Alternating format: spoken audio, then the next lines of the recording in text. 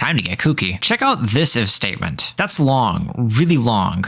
But what is it saying? If you could read the whole damn thing, you'd find it's simpler than it looks. If I space it out like this, it might become a bit more obvious. We're actually just checking a bunch of ands together. And what do we know about ands? If one thing's false, they're all false. So actually this thing simplifies pretty easily to just make sure that everything's true. We're checking if the type is not hidden and visible, that is, you can see them on the map. If they've been seen by the player, if they're on the correct map, if the mouse is on them, if the map is active. If all of these things are true, we can do some things. We have another if statement inside of it, as well as a simple command. Down here, we're just setting the image alpha equals 1 just like before. We're turning it on so it highlights. In here though, we first check if we're not hovering and if the game is not paused. In this case, we save that we're hovering now, we change the mouse, we play a sound effect, and then we highlight the choice that this node corresponds to if it has one. That all looks like this. The mouse cursor changes, the node turns on, the choice up top is now highlighted. Look how much bigger it gets. This sound effect plays every time. That's what's happening in here. The trick to this if statement is this piece right here. By checking if it's not hovering, we can make sure that after we set this, this will only happen once, so we don't keep playing the sound effect and keep doing all these things. This will continually be set so that the highlight stays for as long as the node is being hovered. Finally, we have a new word.